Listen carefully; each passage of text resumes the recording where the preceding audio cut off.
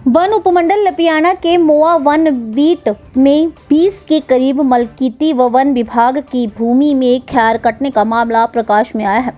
शिकायतकर्ता राजकुमार व स्थानीय ग्रामीण बताते हैं कि मोआ में जमीन को लेकर विवाद चल रहा था, जिसको लेकर एक शिकायत पत्र रेंज अधिकारी लपियाना को जनवरी महीने में दिया था, जिसकी अभी विभागीय कानूनगो द्वारा निशानदेही होनी थी, लेकिन ठेकेदार द्वारा निशानदेही से पहले ही खैर के पेड़ों को काट लिया गया व कुछ को तो जड़ से ही उखाड़ दिया गया है।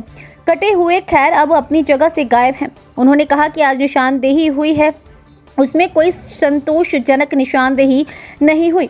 उन्होंने निशानदेही करने आए विभाग की ओर से कानूनगो पर भी मिलीभगत के आरोप जड़ दिए हैं। उन्होंने बताया कि वन विभाग बताए कि जब निशानदेही नहीं हुई तो खैर कैसे कट गए, ना तो कटे हुए खैरों की लकड़ी का विभाग को अता पता है। उन्होंने कहा कि जिन वन विभाग के कर्मचारियों को वनों की रक्षा के लिए रखा गया है, उनकी कोताही की वजह से ही ये खैर के पेड़ कटे हैं। उन्होंने कहा कि वन विभाग की जमीन में अवैध तरीके से आश्रम संचालक द्वारा बाड़बंदी कर अवैध कब्जा किया गया है, जिसको लेकर भी कई बार विभाग के अधिकारियों से गुहार लगा चुके हैं, लेकिन आज तक विभाग ने बाड़बंदी हटाने की हिम्मत नहीं की। उन्होंने मुख्य वन अरण्यपाल डीसी कांगड़ा से मांग की है कि जिस भी ठेकेदार ने इस अवैध कार्य को अंजाम दिया है, उसके खिलाफ बड़ी कार्रवाई की जाए। साथ ही काटे गए खैरों की लकड़ी को विभाग अपनी कस्टडी में रखे जब तक निशानदेही की रिपोर्ट ना आ जाए। इस बारे में रेंज अधिकारी योगिंदर ने बताया कि विवादित जमीन पर खैरों का कटान नहीं किया जा सकता, बल्कि जल्द ही वीओ सहित गार्ड से इसकी रिपोर्ट ली जाएगी। जो भी दोषी पाया जाता है उस पर कानूनी कार्रवाई अमल में लाई जाएगी। मेरा नाम राजकुमार सर। कहाँ के रहने वाले? मैं महुआ का। क्या ये आज पूरा मामला हुआ, इसके बारे में बताएं। सर इसका ऐसे है कि ये कुछ ज़मीन जो है ना संस्था वालों ने खरीदी है, तो उन्होंने कुछ खैर लगवाए थे, तो कुछ सरकारी ज़मीन पे भी खैर लगा रखे हैं, जिसकी मैंने सर 15 जनवरी को एक विभाग को एप्लीकेशन दी थी, जिसकी 1.25 महीने के बाद आज सुनवाई हुई थी। ऊपर से डीएफओ ऑफिस से कोई कानूनगो साहब आए थे, लेकिन उन्होंने कोई भी कार्रवाई नहीं की। उन्होंने सिर्फ रोड पे घूमे और मौखिक कार्रवाई की और हमारे को कोई संतुष्ट नहीं किया। तो विभाग द्वारा पहले कोई खैर आपने एप्लीकेशन दी हुई थी, उसके बाद खैर जो है वो कट चुके हैं? खैर कुछ कट चुके हैं सर और कुछ बाकी है। और मैंने उनको जाते टाइम पूछा कि सर क्या डिसीजन दिया। उन्होंने बोला भी मेरी तरफ से डिसीजन ठीक है, इसको काट सकते हैं। मैं बोला सर ऐसे कैसे हो सकता है। ठेकेदार कौन है? ठेकेदार लठ है सर कोई। और मैंने विभाग को पूछा कि आपकी क्या कार्रवाई। उन्होंने बोला हमें कोई मालूम नहीं है, ये मार्किंग हुई है, हम उसमें संतुष्ट हैं। और उसके बाद एक एप्लीकेशन में मैंने दी है सर, इन्होंने तकरीबन दोनों तरफ बाड़बंदी कर रखी है, उसके ऊपर उन्होंने कोई एक्शन नहीं लिया। आज 3 साल हो गए हैं, पूरे गांव वालों का रास्ता रोक रखा, उसमें कोई पशु नहीं आता, कोई कुछ नहीं, कांटेदार तार लगा रखी है। सरकारी भूमि है, तकरीबन ज़्यादा से ज़्यादा उन्होंने 50-60 कनाल जो है एक्स्ट्रा ज़मीन में तार लगा रखी है। अभी जो खैर कटे हुए हैं, हाँ सर, उनको लेकर के क्या उच्च अधिकारियों से मांग करते हैं?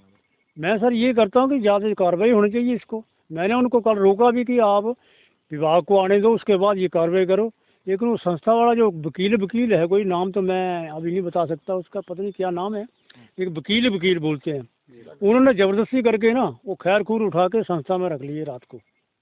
हाँ जी, कुछ जड़ से भी उखाड़े हैं सर। सर निशानदेही के लिए महकमा भी आया हुआ था और हमारे उप प्रधान भी थे, वार्ड पंच भी थे और साथ में ठेकेदार भी थे और मालिक भी था वो।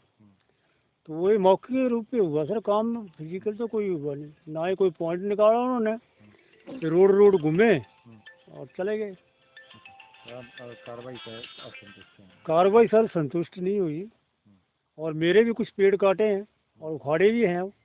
कितने किए हैं आपके? मेरे तो 3-4 पेड़ हैं सर। और वन विभाग के सर तकरीबन 20 पेड़ हैं और वो सरकार के हैं सर, मेरे नहीं हैं। या तो सरकार ले ले या फिर वकील ले लो। मालिक ले ले। वो किसके हैं? मैं तो सरकार की मदद कर रहा हूँ सर, मेरे को कुछ नहीं मिलेगा। अगर वो सरकार खैर बाहर निकल जाएंगे तो सरकार ले लेगी, ये अंदर होंगे तो मालिक ले लेगा। मैं तो सिर्फ सरकार की हेल्प कर रहा हूँ। 6 बजे तक, 6 बजे तक रात को 11 बजे भी ट्राला आया था इधर। अरे मैं और राजकुमार जी की भूमि लगती है और मैं कमेटी के नाते, फॉरेस्ट के प्रधान के नाते, मेरे भी गांव यहाँ ही है मावा में। मैं भी गया उसके, मेरे को डीएफओ साहब पूछते हैं, कानगो साहब पूछते हैं आप कौन है, आप कैसे आए हैं? तो हमने बोला भाई हम गाँववासी हैं, आ सकते हैं कि नहीं? बोले आप जाओ ना, वे इनको रहने दो, बाकी आप जाओ। तो राजकुमार ने बोला भी ये आदमी आया तो क्यों आया है, तो वो चुप हो गए। और सर हम बार बार ये कह रहे हैं भाई जो आपकी ज़मीन है इसको डिस्ट्रीब्यूट सही ढंग से करें। राजकुमार का भी पता चलना चाहिए इसकी भूमि कहाँ तक है कहाँ तक नहीं। और वो आश्रम का वकील कहता है भाई इसको लगा दो, इसको लगा दो, कर दो। तार बार की बात आई तो इसने वकील ने बोला भाई ये यहीं रहेगी तार। तो हमें गाँववासियों को मुश्किल होती है, पशु चराना हमारा, हम तो हमारे दादा पुरख यहाँ रहते थे और पशु चराते थे, तो हम भी, तो ये कोई भी नहीं, विभाग वाले भी नहीं माने हैं। बीओ साहब थे और गार्ड साहब थे, इनको 3 साल पहले रिक्वायरमेंट करी हमने कि ये तारबंदी लगाई है, सीमेंट पोल लगाए हैं।